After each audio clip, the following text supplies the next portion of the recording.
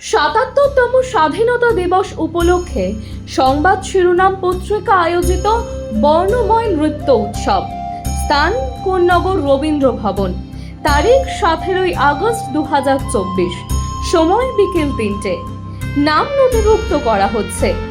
একক, দ্বৈত, দলগত উপস্থাপনার জন্য আগ্রহী নৃত্যশিল্পীরা যোগাযোগ করুন 87026797 অথবা 9007322922 এই নাম্বারে। ফোন কল ও হোয়াটসঅ্যাপ উভয়ের মাধ্যমে নাম নথিভুক্ত করা হচ্ছে। নমস্কার, আমি শ্রাচি। আপনারা দেখছেন সংবাদ শিরোনাম। আসানসোল পুর নিগমের উদ্যোগে কুলটি বিধানসভার বেশ কিছুটা অঞ্চলে যেই সমস্ত পার্কিং বোর্ডগুলি লাগানো ছিল সেগুলোই এবার ছিঁড়ে ফেলা হলো বা ভেঙে ফেলা হলো। আর এই নিয়েই তৃণমূল কর্মী সমর্থক ও তৃণমূল নেতার সঙ্গে পুর নিগমের আধিকারিকদের প্রবল বচসা সৃষ্টি হয়েছে। একদিকে পুর নিগমের আধিকারিকরা বলেছেন যে এইভাবে যেখানে সেখানে পুর নিগমের অনুমতি ছাড়া কোনো জায়গায় পার্কিং বোর্ড লাগানো যাবে না। আবার অপরদিকে তৃণমূল বলেছে যে এইভাবে ভেঙে ফেলা, পার্কিং বোর্ড ভেঙে ফেলা কখনোই উচিত হয়নি, বা শুধুমাত্র একটা বিশেষ জায়গায় এরকম পার্কিং বোর্ড ভেঙে ফেলা উচিত নয়। কি বলেছেন তারা, শুনবো। দেখুন, কর্পোরেশন এটা অবৈধ বলছে। আমাদের হাইকোর্টের অর্ডার আছে এবং সে কপি অলরেডি কর্পোরেশনকে আমাদের দেওয়া আছে। এখনই তো আপনাদের সামনে হলো যে ট্রেড লাইসেন্স, আমি তো আপনাদের সামনে ট্রেড লাইসেন্সটা আমাদের মোবাইলে করে দিলাম, পাঠিয়ে দিলাম। তো আমরা অবৈধ ওটা জানি না। আমাদের তো কর্পোরেশনে অবৈধ পার্কিং চালাচ্ছে, কারণ কর্পোরেশন যে প্লট নম্বরগুলো মেনশন করেছে সে প্লট নম্বর এইগুলো নয়। আজকে কি কারণে বচসা হলো আপনার সাথে? বাচ্চা এই যে ওনারা ভাঙতেছে, এটা ওরা অন্যায়ভাবে তো এই কাজগুলো করছে। এই কাজগুলো দেখুন, একটা জিনিস হচ্ছে আপনি নিশ্চয়ই 75 ফুট ভাঙতে পারেন, আপনাদের যেটুকু সরকারি জায়গা আছে আপনারা করতে পারেন, কিন্তু আপনারা তো আমাকে একটা নোটিশ দেবেন যে আমাকে একটা টাইম দেবেন যে ভাই তুমি জিনিসগুলো ক্লিয়ার করে না হাঁটিয়ে নাও, আমরা ভাঙবো। কর্পোরেশনের পক্ষ থেকে জানানো হচ্ছে যে ওদের একটা কর থাকে পার্কিং এর, সেই কর আপনাদের কর বলতে কি বোঝাচ্ছে আপনার? হ্যাঁ, কর একটা কিসের ট্যাক্স? কিসের ট্যাক্স? রেভিনিউ? কিসের রেভিনিউ? পার্কিং এর জন্য একটা লাগে। আমি তো যেটুকু জানি আমাদের যাদের ট্রেড লাইসেন্স থাকবে তারাই চালাতে পারবে ব্যবসার এক্সট্রা যে সরকারি কোনো নিয়ম আছে আমি সেটা জানি না। এখনো দেখা গেল কর্পোরেশনের, আমি ট্রেড লাইসেন্স ছাড়া কি থাকতে পারে আপনারাই বলুন। এখনো দেখা গেল কর্পোরেশনের যারা এসেছিল, হ্যাঁ, আমি প্রাইভেট ল্যান্ড ওনার। হ্যাঁ, আমি শুনুন, কর্পোরেশন নিজের জায়গায় যখন টেন্ডার করবে নিজস্ব জায়গাতে, সেক্ষেত্রে ও টেন্ডার করতে পারে, কিন্তু আমার পার্সোনাল জায়গাতে কর্পোরেশন টেন্ডার করতে পারে না, তখন তো আমি ট্রেড লাইসেন্স নিয়ে ব্যবসা করবো। তাহলে কি আপাতত পার্কিং বন্ধ করে নির্দেশ দিল? না, পার্কিং কেন বন্ধ করবো? আমি দেখুন, সব থেকে মাননীয় হাইকোর্টের যে অর্ডার, আমি হাইকোর্টের অর্ডারের বেসিসে চালাচ্ছি। ওনারা বলছে পিডাব্লিউডির জায়গা, আর পিডাব্লিউডি নো অবজেকশন আমার কাছে আছে। আর পিডাব্লিউডি একটা আলাদা ডিপার্টমেন্ট রাজ্য সরকারের, আর কর্পোরেশন একটা আলাদা ডিপার্টমেন্ট। ওনারা কি পিডাব্লিউডি পারমিশন নিয়ে এখানে এসেছেন? ওই পিডাব্লিউডি একটা কোনো স্টাফ নেই, কেন পিডাব্লিউডি নিয়ে আসে না? তো আগামী দিনে মেয়রকে জানাবেন? কি আগামী দিনে মেয়রকে এই বিষয়টা জানাবেন? নিশ্চয়ই জানাবো। দাদা, আপনি একজন স্থানীয় তৃণমূলের নেতা। যে আসানসোল কর্পোরেশনের নির্দিষ্ট কতগুলো পার্কিং চলে এবং সেই পার্কিংগুলো আমরা নির্দিষ্ট সময় টেন্ডার করি, এবং আজকে আসানসোল কর্পোরেশন যদি এই পার্কিংয়ের মাধ্যমে গাড়িগুলোকে যদি নির্দিষ্ট জায়গায় না রাখে তাহলে সমস্ত মানুষেরই অসুবিধা হবে। এবং আসানসোলের সঙ্গে সঙ্গে আমাদের রানীগঞ্জে পার্কিং রয়েছে, কুলটিতে নিয়ামতপুরে পার্কিং রয়েছে। এই নিয়ামতপুরে একটা পার্কিংয়ের ব্যাপারে দীর্ঘদিন ধরে একটা জটিলতার সৃষ্টি হয়েছে।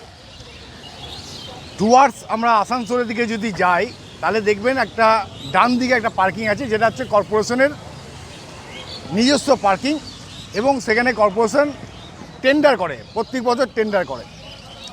কিন্তু আমরা বহুদিন যাবৎ একটা জিনিস লক্ষ্য করছি যে টুয়ার্ডস আসানসোল যাওয়ার ঠিক বাঁ দিকে কিছু মানুষ রয়েছে, কিছু লোকাল ছেলেরা রয়েছে, তাদের একটা নিজস্ব জায়গা রয়েছে, এবং তারা সেই নিজস্ব জায়গাটা দেখিয়ে আমাদের যে সরকারি যে জায়গাটা সেই জায়গাতে একটা পার্কিং চলছে।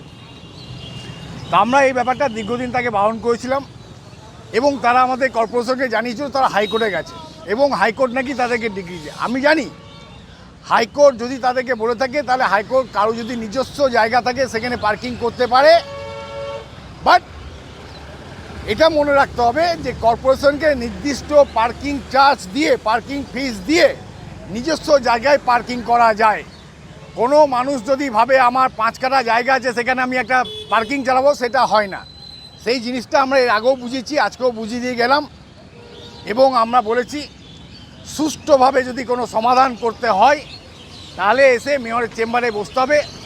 সেখানে আমাদের অন্যান্য অফিসাররা থাকবেন, কমিশনার সাহেব থাকবেন, আমাদের পুলিশ আধিকারিকরা থাকবে, লোকাল কাউন্সিলর, লোকাল বোরো চেয়ারম্যান থাকবেন। তাদের সঙ্গে আলোচনা করে একটা সুষ্ঠু সমাধান হবে। কিন্তু কেউ যদি মনে করে যে আমরা পার্কিং চালাবো অথচ কর্পোরেশনের যে রয়্যালটি, কর্পোরেশনের যে ফিস সেটা দেবো না, পার্কিং চালাবার পুরো টাকাটাই তারা নিজস্ব পকেটে যাবে, সেটা কিন্তু আসানসোল কর্পোরেশন বরদাস্ত করবে না। আজকে কি করা হলো মূলত? আজকে আমরা এদিকে আজকে যেই জায়গাটায় পার্কিং করা আছে, আমরা এর আগেও দেখেছিলাম পার্কিংয়ে বিভিন্ন জায়গায় বোর্ড লাগিয়ে দিয়েছিল, আমরা সেই বোর্ডগুলো ভেঙে দিয়েছি। আমাদের এখানে আজকে একটা আমাদের পার্ক করার কথা চলছে, একটা সুন্দরভাবে এই জায়গাতে আমরা একটা পার্ক করতে পারি সেটাও চেষ্টা করতো। এরা বলছেন এটা আমরা কর্পোরেশনের সঙ্গে বসবো।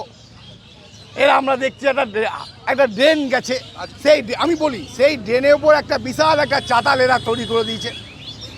আজকে এই চাতালটা কেন করা হয়েছে? ওরা বলছে আমরা এখানে বসার জায়গা আছে। আরে বসার জায়গা তো অন্যান্য জায়গায় প্রচুর আছে। তো মানুষকে এই জিনিসটা বোঝাতে হবে। আমরা ওই চাতালটাও ভেঙেছি, পার্কিংয়ে যে বোর্ডগুলো আছে সেটাও ভেঙেছি। আমাদের মূলত একটাই বক্তব্য, যদি তোমাদের পার্কিং চালাতে হয়, যদি তোমাদের অফিসিয়ালি পার্কিং চালাতে, তোমরা মেয়রের সঙ্গে বসো, আসানসোল পৌর নিগমের সঙ্গে বসো এবং একটা নির্দিষ্ট রাস্তা বের করো যে রাস্তার মধ্যে দিয়ে সবারই কাজ হবে। শারদীয়ার অন্যতম আকর্ষণ সংবাদ শিরোনাম প্রকাশিত শারদ সংখ্যা 2024। শারদীয়া 1431 দুর্গাপুজো উপলক্ষে সংবাদ শিরোনাম পত্রিকা আগামী 15ই আশ্বিন 1431 ইংরাজি 2রা অক্টোবর 2024 অর্থাৎ মহালয়ার পূর্ণ লগ্নে শারদ সংখ্যা প্রকাশ করতে চলেছে।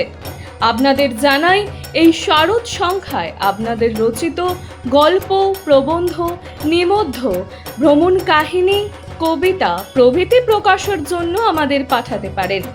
আপনাদের লেখা অবশ্যই হোয়াটসঅ্যাপে টাইপ করে 87026797 অথবা 9007322922 এই নাম্বারে।